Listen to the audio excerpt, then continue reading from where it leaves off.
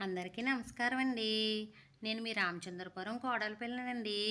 అందరికీ శ్రీరామనవమి శుభాకాంక్షలండి. ప్రతి ఊరిలో రాముల వారి కళ్యాణం జరుగుతుంది కదండీ! అలాగే మా ఊరిలో కూడా రాముల వారి కళ్యాణం జరుగుతుందండి. మేళతాళాలతో సీతారాములను గుడిలోనికి తీసుకువెళ్తున్నారండి. జై శ్రీరామ్, జై శ్రీరామ్, జై శ్రీరామ్ అనుకుంటూ గుడిలోనికి అడుగుపెట్టారండి.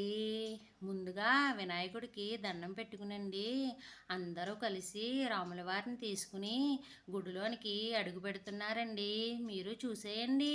జై శ్రీరామ్, జై శ్రీరామ్ అనండి అందరూ. వినాయకుల వారు చూడండి ఎంత బుద్ధిగా కూర్చున్నారో రాముల వారి కళ్యాణం. ఈ రాముల వారి విగ్రహాల్ని అయోధ్యలో 9 సంవత్సరాల క్రితం మా అత్తయ్య గారు కొన్నారండి.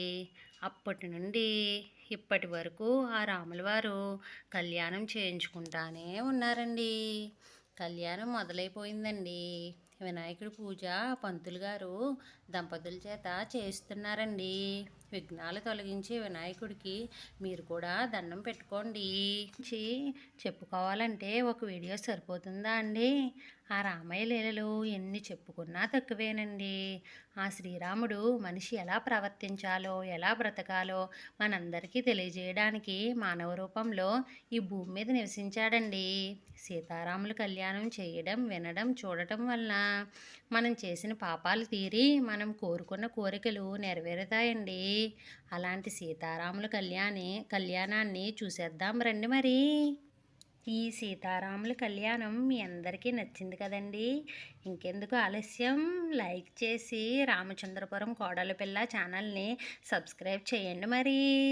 ఆ రామయ్య తండ్రి కళ్యాణం వీడియోని మీకు తెలిసిన వాళ్ళందరికీ షేర్ చేయండి. ఇలా షేర్ చేయడం వల్ల చాలామంది ఆ సీతారాముల కళ్యాణాన్ని కనులారా చూస్తారండి. మన ఛానల్ పేరు గుర్తుంది కదండి, అదేనండోయ్ రామచంద్రపురం కోడల పిల్లండి. ఆ ఆంజనేయ స్వామికి ఎంతో ఇష్టమైన సీతారాముల కళ్యాణం కదండి. చాలా బిజీగా ఉంటారండి ఆ హనుమంతుల వారు. మరో ప్రక్కన ఆ రామయ్య భక్తులందరూ భోజనాలు తింటున్నారండి. సుమారు 400 మంది ఆ రామయ్య ప్రసాదాన్ని కడుపు నిండా తిన్నారండోయ్. ఇంతకీ శ్రీరాముల కళ్యాణం చూడడానికి మీలో ఎంతమంది ఆ రామయ్య గుడికి వెళ్ళారో కామెంట్ చేయండి మరి. సీతారాముల కళ్యాణం అంటే 5 రోజులు పండగండి. పందిరాట వేయడం దగ్గర నుండి ఆ రామయ్య తండ్రిని, సీతమ్మను, పెళ్ళి కొడుకుని, పెళ్ళి కూతుర్ని చేయడం, ఇక కళ్యాణం తర్వాత ఏంటంటారా, మనందరికీ తెలిసిందే కదండి. సీతారాముల పుష్పాలంకరణ అండి. రామయ్యను, సీతమ్మను తలుచుకుంటూ మనందరం ఎప్పుడూ సంతోషంగా ఉండాలండోయ్. గుర్తుంచుకోండి మీ రామచంద్రపురం కోడలి పిల్లని.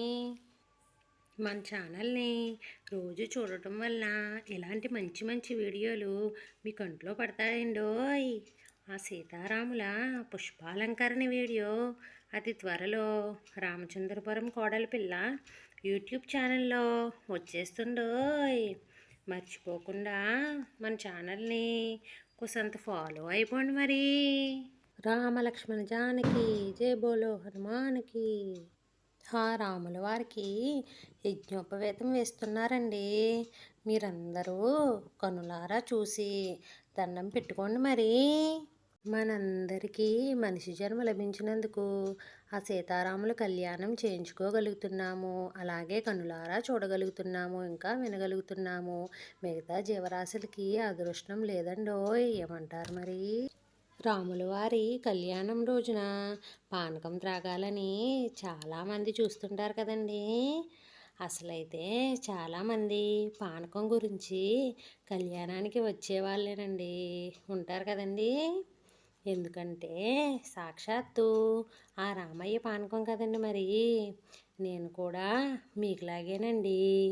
ఆ పానకం త్రాగే వరకు మనసు ఆగదు కదండి మరి.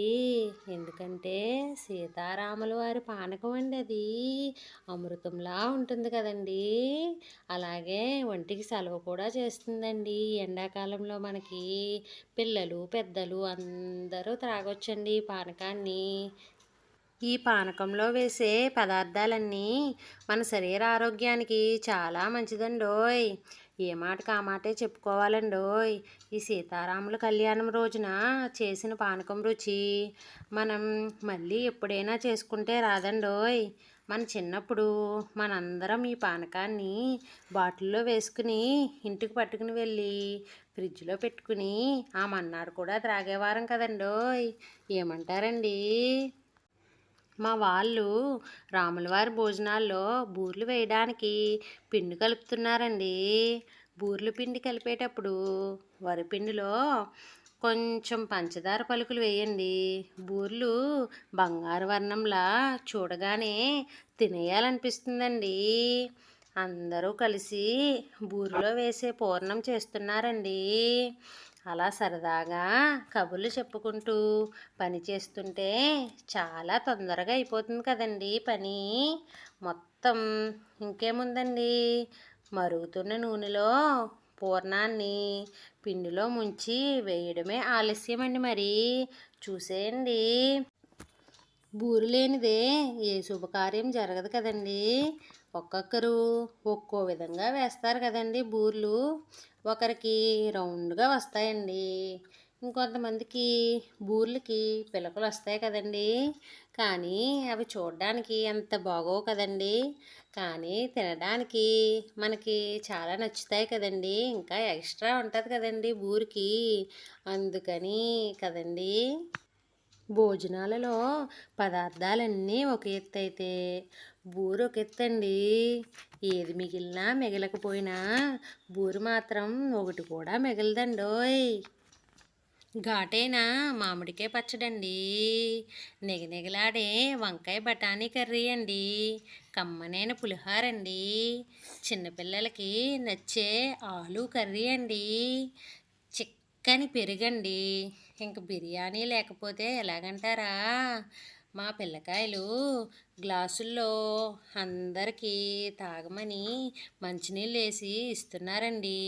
ఇంతలో రాముల వారికి సీతమ్మ తల్లికి తలంబ్రాలు వేయడం మొదలైపోయిందండి. ఆ రామయ్యని కనులారా చూసి మనసారా ప్రార్థించి మనం ఆ రామయ్య తండ్రిని నమ్మకంగా ఏదైనా కోరుకుంటే వెంటనే తీర్చేస్తాడండి. ఆ అయోధ్య రామచంద్ర ప్రభు సీతారాముల తలంబ్రాల బియ్యానికి ఉన్న ప్రాముఖ్యత ఇంకా దేనికి లేదండోయ్. మీ పిల్లలు పెళ్ళి అవ్వడం లేదా? రాముల వారి అక్షింతలు తల మీద వెయ్యండి. మళ్ళీ సంవత్సరం వచ్చే సీతారాముల కళ్యాణం చూడ్డానికి దంపతులుగా వస్తారండి. ఏమనుకుంటున్నారండి మా రామయ్య తండ్రి అంటే? పిల్లకాయలు లేని వారికి మళ్ళీ వచ్చే సీతారాముల కళ్యాణాన్ని పిల్లలు ఎత్తుకొని వస్తారండి. ఇంకో ప్రక్క రైస్ అయిపోయిందనండి, మా వాళ్ళందరూ వండుతున్నారండి. మా రాముల వారి భోజనాలు అంటే ఏమనుకుంటున్నారండి మరి? ఇదేంటా అనుకుంటున్నారా? మా ఆడవాళ్ళు వాడకం అంటే ఇలానే ఉంటుందండి. మరి బూరెలు చూడండి, తినేదాకా మనసు ఆగదు కదండి. సీతారాముల కళ్యాణంలో భోజనాలు ఎలా ఉన్నాయో ఒక లుక్ వేసేయండి మరి. అయినా నా అమాయకత్వం కానీ సీతారాముల కళ్యాణంలో భోజనాలంటే అమృతమే కదండి. ఎంత తిన్నా తక్కువే అనిపిస్తుందండి కదండి. ఇంతకీ శ్రీరామనవమి రోజుని రాముల వారి భోజనాలు అందరూ తిన్నారు కదండి.